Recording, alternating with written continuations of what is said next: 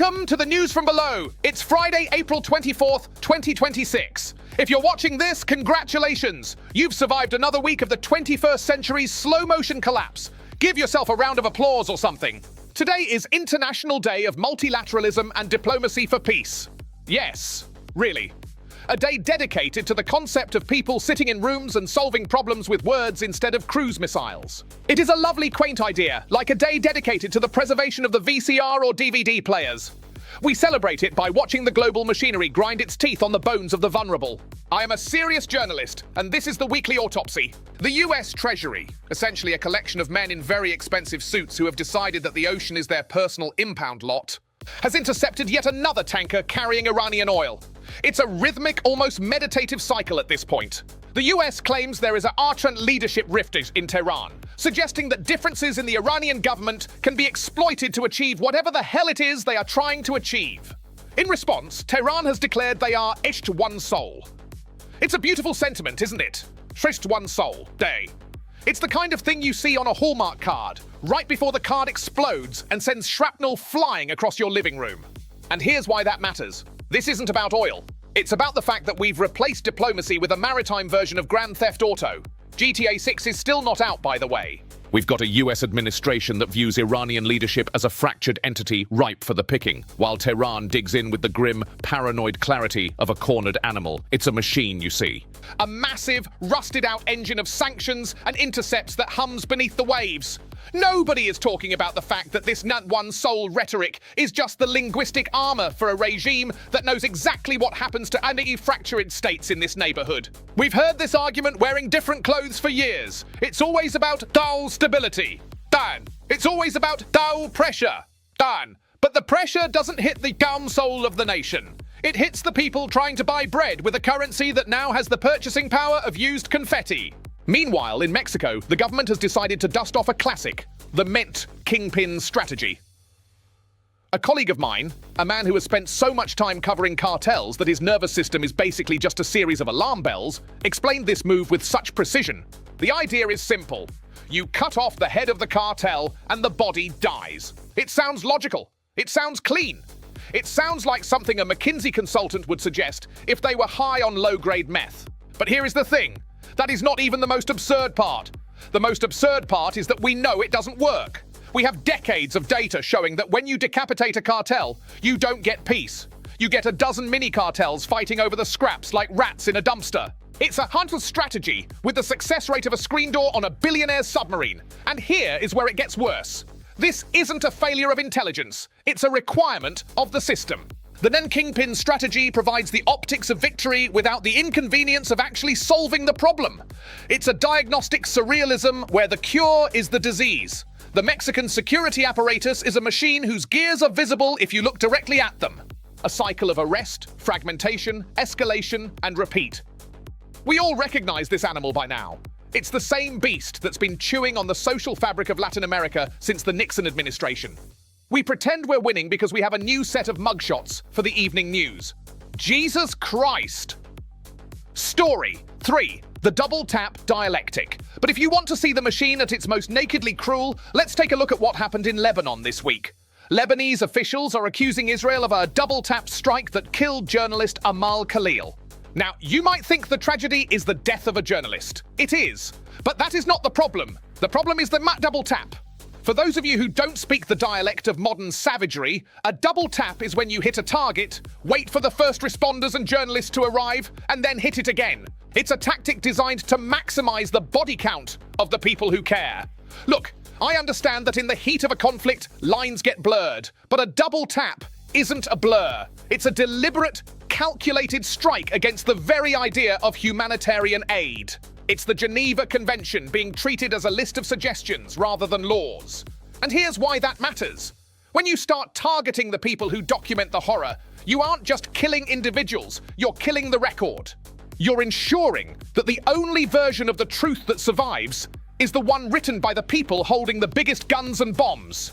It is the fact around which everything else is arranged. The erasure of the witness. The beast underneath the story is a systemic dread that tells us no one is safe, not even the ones wearing the mob pressers vests or Red Cross helmets.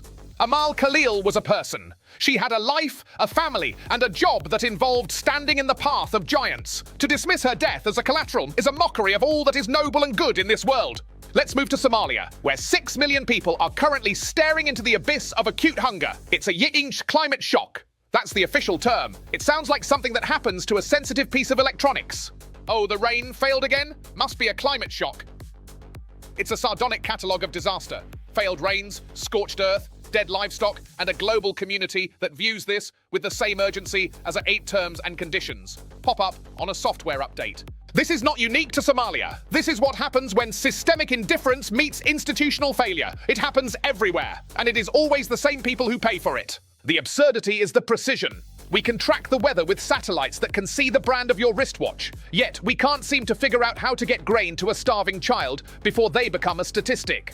The global north treats the global south like a carbon sink basement they forgot to vent. And now they're surprised the house is filling with smoke. Here is the empathy beat. These are 6 million humans, not factors of instability, not migration risks, people. But the machine grinds on. It's easier to discuss mitigation strategies in a conference room in Geneva than it is to acknowledge that the gears of our economy are lubricated by the blood of the poor and invisible. Someone should be watching this closely. I have my doubts about whether it will change anything, but someone should be watching.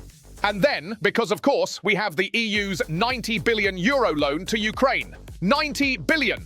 It's a number so large it ceases to mean anything. It's the GDP of a small country or the annual budget to appease the ego of a tech billionaire.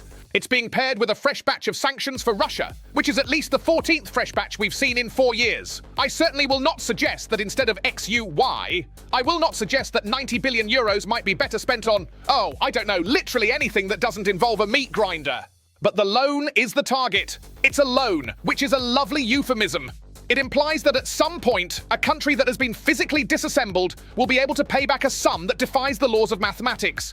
It's a pedagogical engine of debt, ensuring that even if the war ends, the dependency never does.